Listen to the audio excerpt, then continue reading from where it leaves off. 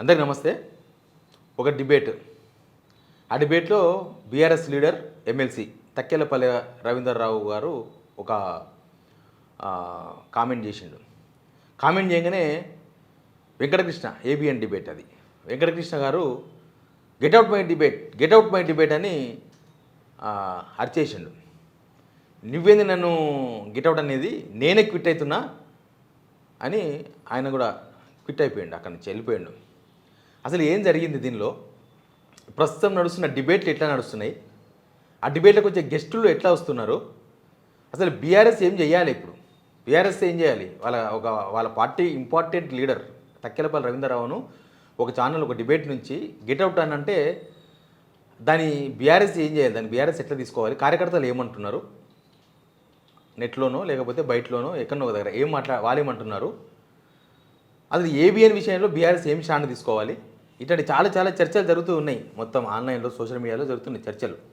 మనం కూడా ఆ వీడియో కూడా చూపిస్తాను నేను మీకు, ఎందుకు ఆ విషయానికి ఆ ఘటనకు దారి తీసింది ఈ విషయము, తర్వాత ఎందుకు ఆయన గెట్అవుట్ అనాల్సి వచ్చింది, అసలు ఇప్పుడున్న సిచ్యువేషన్లో గెట్అవుట్ అనేంత స్వచ్ఛత ఆ డిబేట్లో కానీ ఆ ఛానళ్ళకు కానీ ఆ యాంకర్లకు కానీ ఉందా, ఏం జరిగింది, అన్ని విషయాలు మాట్లాడదాం. అంతకన్నా ముందు సబ్స్క్రైబ్ చేయండి, షేర్ చేయండి. ఏం జరిగింది ఫస్ట్ వీడియో చూడండి, తర్వాత మనం మాట్లాడదాం. సిట్టు లీకులు ఇచ్చిందని కూడా అనలేరు కదా, ఆ రైట్ కూడా మీకు లేదు. ఈ రైట్ లేనప్పుడు మరి ఈ పిచ్చిన కొడుకులు ఎందుకు రాస్తున్నారండి? కంట్రోల్ రవీంద్రరావు గారు కంట్రోల్. నేను చెప్పేది కూడా మీరు వినండి. ముందు నేను చెప్పేది వినండి. మీరు టంగ్ స్లిప్ అయ్యారు కాబట్టి ప్లీజ్ ఒక మాట వినండి. రవీంద్రరావు గారు టంగ్ స్లిప్ అయ్యారు కాబట్టి ఆ పదం వెనక్కి తీసుకోండి. నేను వెనక్కి తీసుకునే ప్రసక్తే లేదు. My humble request to you. వెనక్కి తీసుకునే ప్రసక్తే లేదు. Get out of my debate. చూసారు కదా వీడియో. ఆ డిబేట్ దేని మీద పెట్టిందంటే కేటీఆర్ను నిన్న సిట్టు విచారణకు పిలిచింది, అంతకుముందు హరీష్ రావును పిలిచింది. లేకపోతే ఈ 2024 మార్చి నుంచి సిట్టు విచారణ నడుస్తూనే ఉంది. సిట్టు ఇప్పటి వరకు ఒక్క ప్రెస్ నోట్ కానీ ప్రెస్ మీట్ కానీ ఏది పెట్టలే. అంటే పలానా వాళ్ళని విచారించడం, మాకు పలానా సమాచారం దొరికిందనో, లేకపోతే పలానా సమాచారం ఆధారంగా పలానా వాళ్ళని పిలుస్తున్నామనో ఎక్కడ అఫీషియల్గా ఎవరు చెప్పలే. కానీ పేపర్లలో మాత్రం అన్నీ అయిపోయినాయి. టమాటా కూర వండడం కానీ స్టార్ట్ చేసి గుడ్ల కూర వండేసిండ్రు, చికెన్ వండేసిండ్రు, మటన్ వండేసిండ్రు, బిర్యానీ వండేసిండ్రు, మొత్తం వండేసినాయి. మీడియా మొత్తం వండేసింది. ఫోన్ ట్యాపింగ్లో ఇక కేసీఆర్ చెప్పేసిండు, కేటీఆర్ చెప్పేసిండు, హరీష్ రావు చెప్పేసిండు, వీళ్ళు హీరోయిన్ల ఫోన్లు ట్యాప్ చేసిండ్రు, వీళ్ళు వ్యాపారవేత్తల ఫోన్లు ట్యాప్ చేసిండ్రు, లేకపోతే వీళ్ళు ఇంకా ఎవరో ఫోన్లు ట్యాప్ చేసిండ్రు. లాస్ట్కి ఏబిఎన్ వేమూరి రాధాకృష్ణ నేనే వస్తా విచారణకు నా ఫోన్ కూడా ట్యాప్ అయింది, ఆయనే వార్త రాపించినాడు, ఆయన సిట్ పిలవలేదు. ఇట్లా ఇంకా చాలామంది ఆర్టిస్టులు ఉన్నారన్నమాట. ఈ చాలామంది ఆర్టిస్టులు సిట్టు ముందరకు పోయి ఏదో ఒకటి చెప్పాలి, నా ఫోన్ ట్యాప్ అయిందని చెప్పాలి. చెప్పిన తర్వాత అక్కడ మీడియా ఉంటుంది, మీడియాతో మాట్లాడేసేయాలి, ఇంకా మనం మన కళను ప్రదర్శించాలి అని చాలామంది ఆర్టిస్టులు చాలా రకాలుగా ప్రయత్నాలు చేసిండ్రు. రాసింది లాస్ట్కి సజ్జనార్ ఒకటి చెప్పిండు, మేము లీకులు చేయలేదు, ఏం చేయలేదు, మేము లాస్ట్ 2 days నుంచే, అంతకుముందు ఎవరు అసలు ఆ ట్వీట్ కూడా వేయలేదు. ఈ హరీష్ రావుని పిలిచినప్పుడు, తర్వాత కేటీఆర్ని పిలిచినప్పుడు మాత్రమే సజ్జనార్ ఆయనతో ఒక ప్రెస్ నోటో లేకపోతే ఒక ట్వీటో ఓ ఫేస్బుక్లో ఒక ఒక కామెంటో ఏదో ఒకటి పెట్టిండు ఆయన. అంతకుముందు అయితే ఆయనతో కూడా ఎవరు పిలుస్తున్నారో ఏం చెప్తున్నారో ఏం లేదు. అసలు ఏం దొరికిందో కూడా ఇప్పటిదాకా సీట్ చెప్పలేదు. ఇలా మనకు సుప్రీంకోర్టుకే చెప్పలేదు. దాని మీద చర్చ ఇది, ఈ లీకుడు వార్తల మీద చర్చ జరిగింది. చర్చ జరుగుతున్న టైంలో సిట్టు లీకులు ఇవ్వలేదు అని వెంకటకృష్ణ గారే మాట్లాడేసిండ్రు. రైట్? అంటే సిట్టు లోపల 5 మంది పోలీస్ ఆఫీసర్లు ఉండని, 6 మంది పోలీస్ ఆఫీసర్లు ఉండని, 1-to-1 చర్చ జరగని, 2-by-2 చర్చ జరగని, ఏమన్నా విచారణ జరగని ఆ వార్తలు బయటికి ఎట్లా వస్తున్నాయి?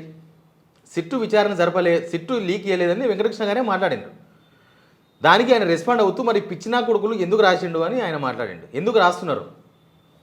It's a point your honour. వాళ్ళు బాధితులు కదా.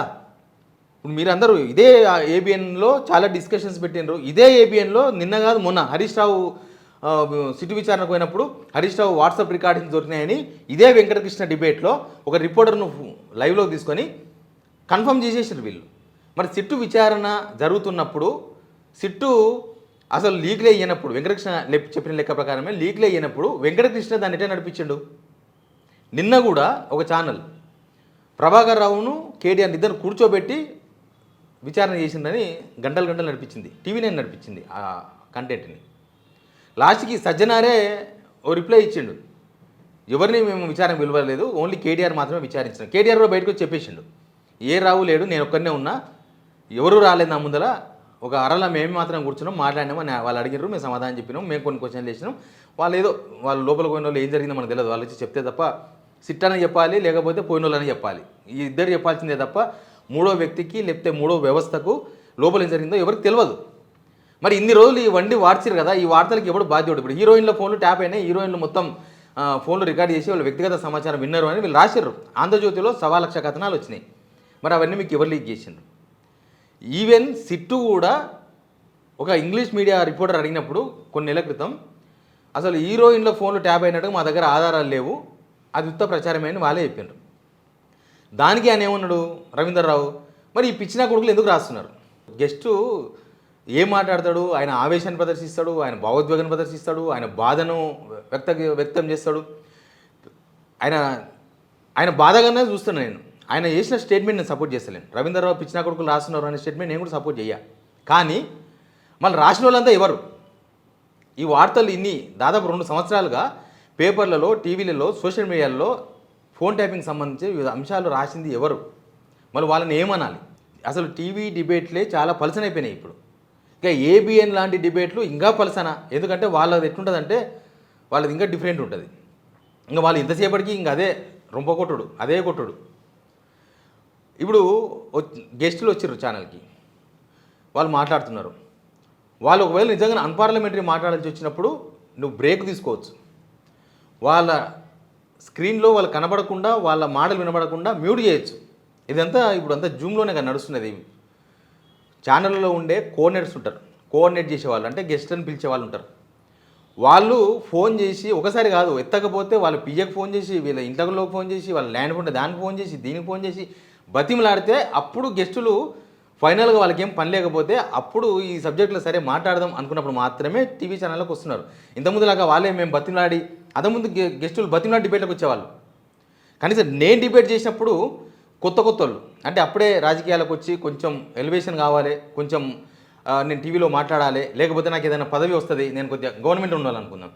నేను ఏదైనా గవర్నమెంట్ సపోర్ట్గా గట్టిగా మాట్లాడితే నేను సీఎం దృష్టిలో పడతా, నాకు అప్పుడు ఒక పదవి వచ్చే అవకాశం ఉంటుంది, నేను కొంచెం ప్రచారం అవుతా జనాలలో, తర్వాత మనం ఏదైనా ఎమ్మెల్యే టికెటో ఎమ్మెల్సీ టికెటో ప్రయత్నం చేయొచ్చు. ఇట్లా ఔత్సాహిక రాజకీయ నాయకులు మాత్రమే నేను డిబేట్ చేసినప్పుడు కనీసం వచ్చేవాళ్ళు.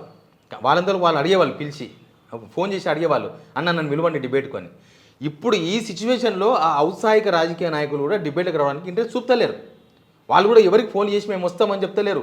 వాళ్ళకు కూడా కోఆర్డినేటర్లు ఫోన్ చేసి బతిమలాడాల్సి వస్తుంది. ఒకప్పుడు సీనియర్లను బతిమలాడినారు కోఆర్డినేటర్లు, ఇప్పుడు కొత్త వాళ్ళని కూడా బతిమలాడాల్సి వస్తుంది. 1-2 సార్లు బతిమలాడితే తప్ప వాళ్ళు డిబేట్కి వస్తలేరు. అది డిబేట్ల స్థాయి అంత దిగజారిందని చెప్పదలుచుకున్నా. ఇప్పుడు దాన్ని మ్యూట్ చేసే అవకాశం ఉన్నా చేయలేదు, ఒక పాయింట్. రెండవది, బీఆర్ఎస్ వాళ్ళు కూడా ఒక స్టాండ్ తీసుకోవాలి. బీఆర్ఎస్ కార్యకర్తలు నిన్న నుంచి ఇప్పుడు తక్కెలపల్లి రవీంద్రరావు గారిని గెట్అవుట్ అన్నప్పటి నుంచి వాళ్ళు చాలా కామెంట్ చేస్తున్నారు. అసలు ఏబిఎన్ బ్యాన్ చేయాలి, ఎందుకు బీఆర్ఎస్ ఇంకా వాళ్ళతో తమాషా వాళ్ళని ఎంటర్టైన్ చేస్తున్నారు. ఏబిఎన్, నాట్ ఓన్లీ ఏబిఎన్, పక్కన జగన్ చూడండి, జగన్ ప్రకటించేసిండు, ఎప్పుడో ప్రకటించేసిండు, ఆయన గవర్నమెంట్ ఉన్నప్పుడే ప్రకటించేసిండు.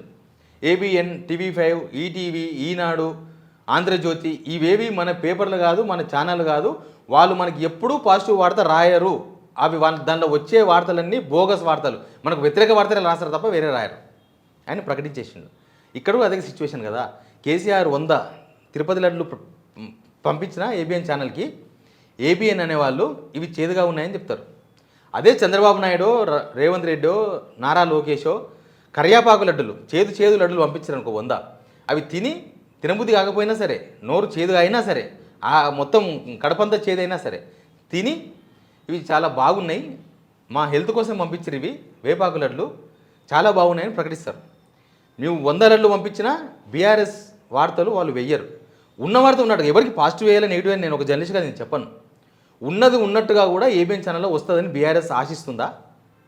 ఆంధ్రజ్యోతిలో ఉన్న వార్త రాస్తారు, న్యూట్రల్గా రాస్తారని బీఆర్ఎస్ ఇంకా ఆశతో ఉందా? అసలు వాళ్ళు కూడా ప్రకటించేసేయాలి. ఇదొక్క ఛానలే కాదు, ఇట్లాంటి ఇంకా కొన్ని ఛానల్స్ ఉన్నాయి. ఆ ఛానల్స్ మొత్తం లేపేసేయాలి. ఆ ఛానల్స్ మొత్తం ఈ ఛానల్స్ మనకి కావని ప్రకటించాలి. మీరు బ్యాన్ చేయకపోవచ్చు. ప్రజాస్వామ్యంలో మీడియా ఉండాలి, కానీ వీళ్ళు ప్రతిపక్షం ఉండొద్దని కోరుకుంటున్నారు కదా. అట్లాంటి వాళ్ళని ఎంటర్టైన్ చేయదు కదా. ప్రతిపక్షమే ఉండొద్దనే వాళ్ళు అసలు ప్రజాస్వామ్యంలో ఎట్లా భాగస్వామ్యం అవుతారు? వాళ్ళు ప్రతిపక్షం ఉండాలని కోరు. కేసీఆర్ ఒక 10 మంది ఎమ్మెల్యేని చేర్చుకున్నప్పుడు అట్లెట్లా ప్రతిపక్షం ఉండకూడదు అన్నారు. ఇప్పుడు ప్రతిపక్షం ఉంటే భరిస్తలేరు మీడియా, కొంత మీడియా. కాబట్టి బీఆర్ఎస్ కూడా స్టాండ్ తీసుకోవాల్సిన టైం వచ్చింది అనిపిస్తుంది నాకు. ఒక స్టాండ్ తీసుకొని ప్రకటించాల్సిన అవసరం ఉంది. అసలు డిబేట్లకు పోకండి. బీఆర్ఎస్లో ఎందుకు పోవాలి? మీరు పోయినా మీ వర్షన్ ఎట్లా వినబడనియ్యరు, ఎట్లా విననియ్యరు, ఎట్లా మాట్లాడనియ్యరు. ఎన్ని డిబేట్లు చూస్తలేము మనం. అసలు ఒక్కొక్క ఛానల్లో వాళ్ళే అధికార పార్టీ ప్రతినిధులు మాట్లాడుతున్నారు హోస్టులు. ఏ ఛానల్లో పోండి, V6 చూడండి, ABN చూడండి, TV5 చూడండి, ఈటీవీ కొంచెం న్యూట్రల్ అటో ఇటో ఉండే ప్రయత్నం చేస్తుంటారు వాళ్ళు. ఇంకా కొన్ని ఛానల్స్, అన్ని ఛానళ్ళ పేర్లు చెప్పాల్సిన అవసరం లేదు. వాళ్ళు డైరెక్ట్గా కాంగ్రెస్ కండువాలు వేసుకొని, టీడీపీ కండువాలు వేసుకొని, అధికార పక్షం, అక్కడ అధికార పక్షం, ఇక్కడ అధికార పక్షం, వాళ్ళ కండువాలు వేసుకొని మాట్లాడుతున్న హోస్టులు అంటే యాంకర్లు. మరి ఆ డిబేట్లకు ఎందుకు పోవాలి బీఆర్ఎస్ కానీ, వైసీపీ కానీ, ఎవరైనా కానీ ప్రతిపక్షాలు? వాళ్ళు కూడా స్టాండ్ తీసుకొచ్చిన టైం వచ్చిందని నాకు అనిపిస్తుంది. బట్ ఈ డిబేట్లో ఒక గెస్టుడు గెట్అవుట్ అయిన ముందు ఆయనకు ఒక ఆత్మాభిమానం ఉంటుందనే సంగతి గుర్తుపెట్టుకోవాలి. ఆ ఆత్మాభిమానం ఒక లీడర్ది మాత్రమే కాదు, అది బీఆర్ఎస్ ఆత్మగౌరవం అనే విషయం కూడా బీఆర్ఎస్గా గుర్తుపెట్టుకోవాలి. ఆయన ఆత్మగౌరవం అయితే బీఆర్ఎస్ ఆత్మగౌరవం మాత్రం ఉంటుందా? ఒక సీనియర్ లీడర్ గెట్అవుట్ అంటే బీఆర్ఎస్కి ఏం ఎఫెక్ట్ కాదా? కాబట్టి ఈ డిబేట్ వ్యవహారంలో బీఆర్ఎస్ కూడా లెక్క తేల్చాల్సిన అవసరం ఉంది.